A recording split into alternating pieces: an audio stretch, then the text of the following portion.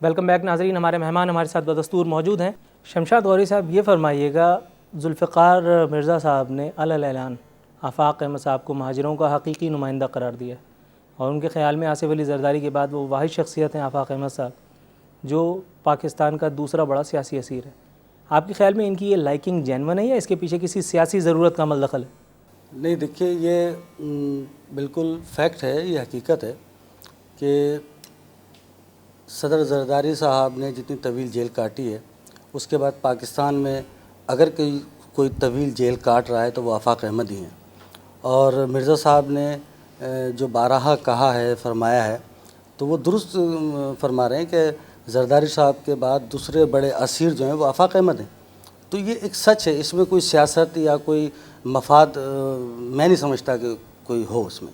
ایک اکیلا شخص آفاق احمد اس پورے سسٹم کے لیے اتنا بڑا خطرہ کیسے ہے کہ اسے جیل میں رکھنے کے لیے ہر حربہ استعمال کیا جا رہا ہے؟ کبھی کوئی کیس عدالت عالیہ کا اس کے اوپر مختلف فیصلے آ بھی چکے ہیں کہ اب ان کے اوپر کوئی مقدمہ نہ قائم کیا جائے، اس طرح کی باتیں، لیکن اس کے بعد اب ایم پی او کے تحت آفاق صاحب کو نظر بند کیا گیا ہے. آپ کے خیال میں اس کی وجہ کیا ہے؟ دیکھیے، آفاق بھائی ہمیشہ سچ بولتے ہیں، سچ کی سیاست کرتے ہیں. انہوں نے کبھی بھی باہر کی جو تعلقات ہوتے ہیں، باہر کے جو ریفرنس ہوتے ہیں، آفاق بھائی نے کبھی ان لوگوں سے روابط نہیں رکھے. اور آفاق بھائی نے جو بھی پالیٹکس کی، جو بھی سیاست کی، وہ مہاجروں کے نام پر کی، کراچی کے نام پر کی، جبکہ آفاق بھائی کو مہاجر، سندھی، بلوچی، پختون سارے ہی قومیتیں کراچی کی پسند کرتی ہیں، سندھ کی قومیتیں پسند کرتی ہیں، اور آفاق بھائی بھی سب کو پسند کرتے ہیں، سب کو اپنا بھائی تصور کرتے ہیں. الطاف حسین کے لیے آفاق بھائی اس لیے خطرہ ہیں، الطاف حسین کے جو عزائم ہیں، الطاف حسین جس طرح سے آگے کی جانب جا رہے ہیں، پاکستان کو دولخت کرنے کی کوشش کر رہے ہیں، کراچی کو پاکستان سے علیحدہ کرنا چاہتے ہیں، اور ان کے جو مراسم ہیں کوئی ڈھکے چھپے نہیں ہے، پورا پاکستان جانتا ہے. پورا پاکستان اس بات کا گواہ ہے کہ الطاف حسین نے اپنے جلسے میں کہا، اور اپنے جلسے میں کہا، پوری دنیا نے سنا کہ اس نے ہندوستان کو پکار کر کہا کہ کراچی کے، سندھ میں بسنے والے 5 کروڑ مہاجروں کو کیا آپ ہندوستان میں پناہ دے دیں گے؟ تو اس کا کیا مطلب ہے؟ اگر آپ کا کہا مان لیا جائے تو بھی ایک چیز تو یہ ہے نا کہ اگر الطاف حسین صاحب اور ان کی جماعت پاکستان توڑنے کی در پہ ہے تو یہ کام گھنٹوں میں تو نہیں ہوا ہوگا، دنوں میں تو نہیں ہوا ہوگا، یہ اوور دا ایئرز ہی کام ہوا ہے اگر آپ کی بات مان بھی لی جائے. اس وقت آپ کو خیال نہیں آیا تھا جب آپ ان کے دست شفقت سے فیضیاب ہو رہے تھے؟ اب اچانک یہ اپنی الگ دکان سجانے کا مطلب؟ جی، دیکھیے، یہ بات آپ درست کہہ رہے ہیں. یہ میں جو آپ کو بیان کرنے جا رہا ہوں، یہ 88 کی بات ہے.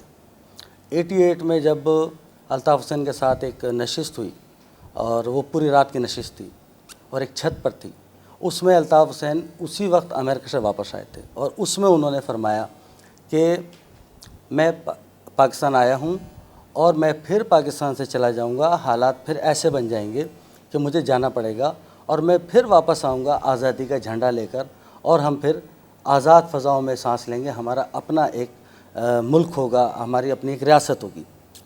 اس وقت سے ہمارے اندرونی طور پر ہمارے اختلافات چلتے رہے، اور ہم اندر اس بات پر ڈیبیٹ کرتے رہے، بحث کرتے رہے.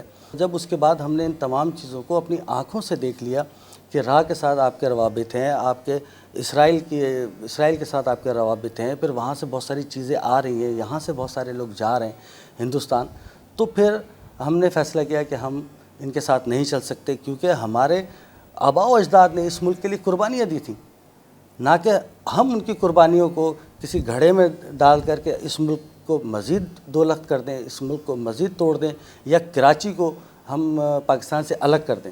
آپ کے خیال میں ذوالفقار مرزا صاحب کی پیٹرنیج آپ کو پے آف کرے گی؟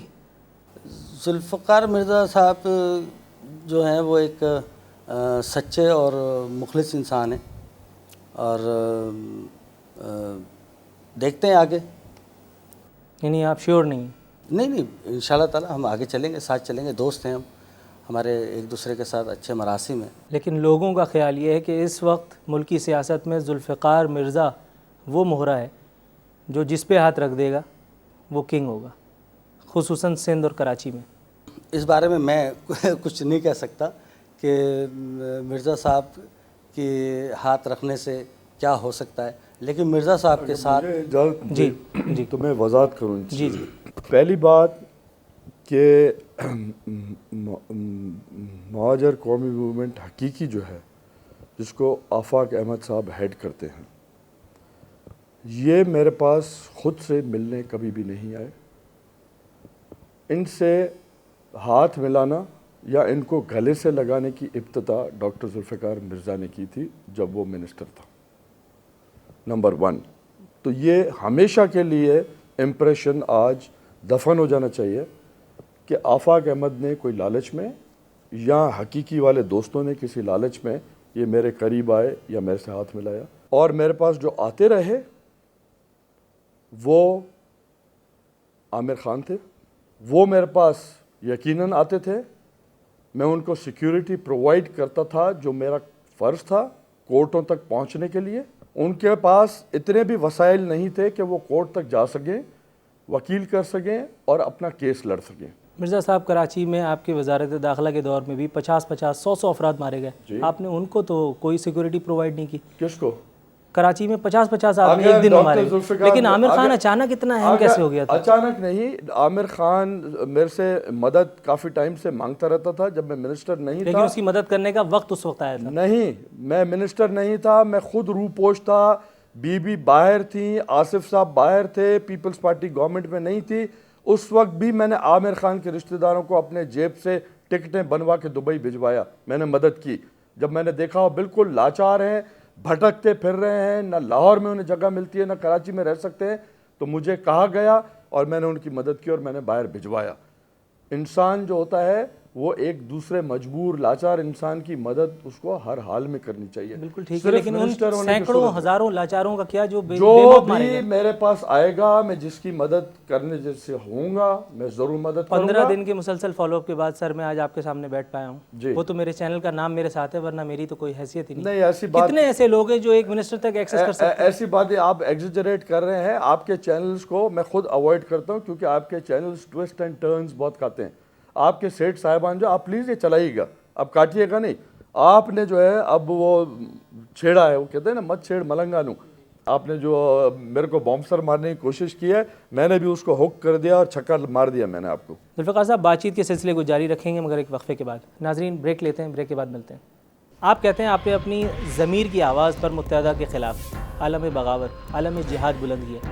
یہ ضمیر اس وقت کہاں سو رہا تھا جب اپنی قیادت کے کہنے پر آپ 90 ماتھا ٹیکنے گئے تھے؟ ضمیر والوں کا ضمیر کبھی نہیں سوتا. اس وقت وہ اونگ رہا تھا. اونگ نہیں رہا تھا. وہ ہمارا جو ہوم منسٹر اب ہے وسان صاحب، وہ سوتے ہیں اور وہ خواب دیکھتے ہیں. شمشاد صاحب یہ فرمائیے گا، آپ کو لگتا ہے آفاق احمد صاحب اور آپ اکیلے مل کر کے اس سسٹم سے بغاوت کر کے کچھ کر پائیں گے؟ کوشش کی جا سکتی ہے. کسی بھی اچھے کام کی ابتدا کہیں سے بھی کی جا سکتی ہے اور کسی وقت بھی کی جا سکتی ہے.